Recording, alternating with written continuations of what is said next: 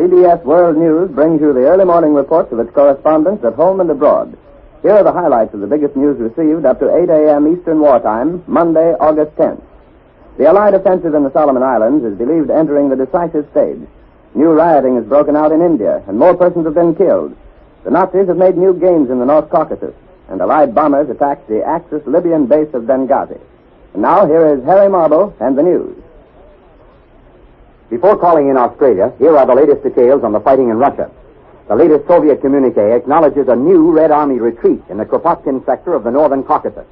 And special frontline dispatches say the Nazis are moving from this area southward toward Armavir and the Maikop oil fields. In two sectors of this front, 7,000 Axis troops were killed in the latest fighting. To the north, the Russians are said to have repulsed new German attacks northwest and southwest of Stalingrad, where the Nazis have pushed spearheads deep into Soviet lines. Still farther to the north, at the upper end of the southern front, the Russians have retaken more villages in the Voronezh sector. The communique says that an unusually fierce battle was fought at one point near Voronezh. Our first report from overseas comes this morning from the Southwest Pacific. After a brief pause, we take you to Australia.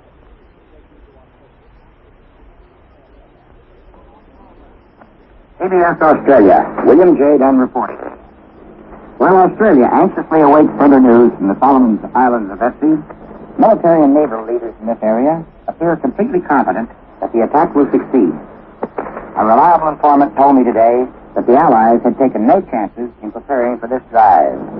That the thrust had been deliberately held up until a force deemed more than sufficient for the assignment had been assembled.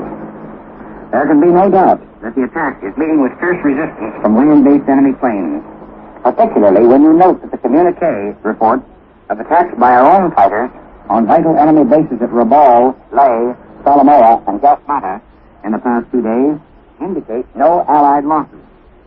As a matter of fact, yesterday's raids on 3 of these 4 points resulted in enemy interception only at Rabaul, where 5 Zeros were shot down, but no mention was made of our own possible losses. This could be accepted as a pretty clear indication that the enemy is concentrating most of his available air arm at the point of contact with the Allied force, hoping to check our movement there before our own planes can do too much damage to his other bases. Actually, the continuous raids on Rabaul, Salamoa, and Leh appear to be hurting the enemy severely. Encountering no air opposition at Salamoa yesterday, our bombers delivered their loads at comparatively low levels, and returning pilots say the raid was one of the most effective we have yet staged. The Rabaul attacks, by day and night, were directed to the airport's runways, obviously for the purpose of handicapping the enemy operations in this most vital base. Every successful blow at Rabaul must be regarded as being a vital aid to the enemy force driving toward, to the Allied force driving toward Tulagi, because Japan's whole strength in the area now under attack is founded in the Rabaul base. It's useless to try to conjecture right now, at any rate, how far the Allies will attempt to push this drive. That will depend largely on the effectiveness of enemy opposition. But it seems improbable that we will content ourselves with gaining a mere foothold in the southeast islands of this group, leaving the Japanese within easy fighter and bomber range to the northwest. Australia is hoping this offensive will develop into a drive sufficient to force the enemy back from the entire area east of New Guinea. This is William J. Dunn in Australia. I return you to CBS in New York.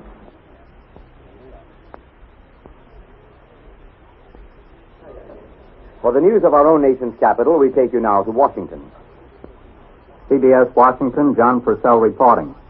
We have no further word here on developments in the Solomon Islands area. The last report from the Navy says that the attack is continuing, and that American naval forces, aided by Australian units, are meeting with considerable resistance. The Navy said it was still too early to announce results of the engagement or to estimate either our own or enemy losses. And nothing is said about the attack by surface vessels of the Pacific Fleet against Jap ship and shore installations at Kiska Island in the Aleutians. At any rate, official Washington is looking forward expectantly to further news from the Solomons. This is the theater of operations that has claimed the lion's share of offensive naval strategy against the Japs. In describing fighting in this area, the Navy reports that the attack is being carried out in force. This language has only been used in one previous communique, and that was to describe the size of the Japanese armada that made its abortive attempt to seize Midway Island in June. If the U.S. fleet is attacking the Solomons on such a scale, American troops may be attempting a landing on the islands in the Tulagi area. It is known that Marines have been moving down to some point in the South Pacific, and if a landing is attempted, the Devil Dogs probably would lead the way. The Army has uncovered an elaborate plot by fifth columnists for enemy air attacks on vital war objectives in the East. A series of photographs has been released by the Army to show how the subversive agents worked. In one case, an inverted V was added to an obscure roadway. It pointed toward an air base. A field plowed, except for a section in the middle, formed an arrow toward a nearby plane factory. And sacks of grain designed in the numeral 9 were discovered with the tail pointing to an aircraft plant. Disclosure of the enemy plot was made last night from Mitchell Field, New York, by the 1st Ground Air Support Command. How far the investigation has gotten is not known, but the Army announcement said that intelligence officers and FBI men had investigated, and that proper action has been taken. And officials of the Department of Justice will confer today to consider bringing treason charges against the 14 accomplices of the recently convicted Nazi saboteurs. 10 of them are charged with being accessories, and 4 are held as enemy aliens. Under existing law, the charge of being an accessory calls for a maximum sentence of 10 years imprisonment. But for treason, the maximum penalty is death. This is John Purcell in Washington, returning you to CBS in New York. Next, across the Atlantic to the British capital. We take you now to London. CBS London. Charles Collingwood reporting. A strong force of British bombers were out over Germany last night. Their main target was Osnabrück, a good-sized railway and industrial town in northwest Germany. 6 British bombers did not come back. The Germans lost 3 bombers from a force which must have been many times smaller than the British one. The German force carried out scattered raids over various parts of England. India still dominates attention here. Most people accept the government's action as inevitable. The London Times calls it a bitter necessity, and most people would agree that it was a necessity. The Daily Mail says gruffly that the Congress leaders should have been in jail years ago. Only the socialist Daily Herald thinks that maybe the government should have waited a while before clapping Gandhi and the rest in jail. There are more reports this morning of fresh rioting in Bombay. It is also reported that troops have had to be called out to help the police. More stones have been thrown. More people have lain down on streetcar tracks. 10 people have died of wounds. It's not likely that the trouble in India is over. In fact, it's likely that it's just beginning. Mr. Amory, the British Secretary of State for India, has said that he believes that the government's prompt action against Congress has broken the back of the mass movement. But both Gandhi and Nehru welcomed their arrest. Nehru thought the police were officials of the Columbia Broadcasting System come to arrange a broadcast. When he discovered that his visitors were not CBS men, but only the police, he is said to have cried, "Hurrah, they have come." Gandhi may go on a hunger strike. Nehru may do something else. In any event, they will probably try, from their confinement, to create that emotional situation in which they would appear as the champions of India, to use Mr. Amory's phrase, against so-called British oppression. Meanwhile, the disturbances which are going on in India at this moment do not bear the stamp of careful and well-organized leadership. They are more like outbreaks of passion and mob violence. One police inspector in Bombay, who has had experience with other Indian riots, is reported to have said, "There's no guts in the movement this time." However this may be, we have not heard the last from India. At this juncture, one thing does seem clear, and that is that the government of India's quick action against Congress was the only thing to do. Both sides had talked themselves out. There was room for nothing but action. This is Charles Collingwood in London, returning you to Columbia in New York. The diplomatic liner Gripsholm has just docked at Rio de Janeiro with Americans returning from Japan. Aboard the Gripsholm is W.R. Wills, former Columbia correspondent in Tokyo. We hope to be able to bring you a report from Mr. Wills, so we take you now to Rio de Janeiro.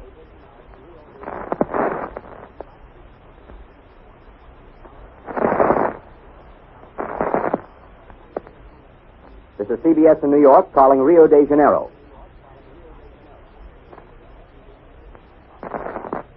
We regret that we are unable to contact Rio de Janeiro at this time, so for a report from the Egyptian capital, we take you to Cairo. Go ahead, Cairo. CBS Egypt, Winston Burdett reporting. Here in the Middle East, waiting from day to day for somebody to break the strange, uneasy deadlock in the desert, keeping one eye on Rommel at Alamein and another on Fonbach somewhere in the northern Caucasus, we often wonder whether this battle for Egypt rates as just another lively sideshow back home. We read the production figures and wonder where all the tanks and planes are going to. We check on Allied strength in the field and realize what a big difference there is between building a tank and using it for the destruction of the enemy. Most American reporters who have been knocking around this part of the world for the past year or two have a sinking feeling today that we are still far down on the priority list just because it's Middle East. Alamein is such a long way from Berlin. I think it's about 1,750 miles as a Liberator flies. We won't be starting the invasion of Europe out of Africa this year. And Suez is such a tremendous distance from the U.S., 14,000 miles through submarine-infested waters. We won't be able to do the spectacular in Egypt overnight. And so, because it's such a long way around, and because the two armies are such small shakes anyway, comparatively speaking, Middle East looks like a sideshow. But it isn't. Yesterday, about 20 correspondents, British and American, were discussing all this in Cairo. I can tell you what they think is a body because they agree almost to a man. They believe the whole war strategy of the Allies next year will depend on where the Russians are when winter sets in, and on how much of German power the Red Army can still engage in 1942. The Russians' ability to tie up the Wehrmacht in the east depends on the help we give them, and a large part of this help comes through the Persian Gulf. That is one point. The second is that a German victory in the Middle East would mean more than conquest of a channel of water named the Suez Canal. And that's the story from Egypt. The Uruguayan government is preparing today to take reprisals for the sinking of the freighter Maldonado and in the kidnapping of its captain by a German submarine. And as the action in the Solomons continues, Hawaii is remaining on the alert for any sudden Japanese surprise moves. 3-day maneuvers have ended in which an enemy invasion was simulated. Theoretically, the invaders were routed by the defense forces. The commander of the Army's Hawaiian Department, Lieutenant General Emmons, watched the action from atop a mountain. He was impressed particularly by the accuracy of the defensive fire, and experts say the result gives new evidence that the Americans are ready to throw back any invasion attempt. 800 residents were evacuated from the maneuver area, and then the small target started moving in toward the coast. Dive bombers immediately went into action, scoring a number of direct hits.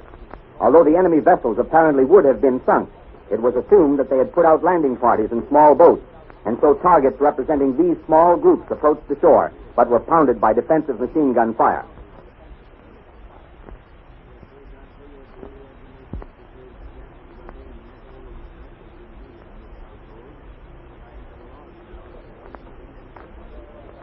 CBS will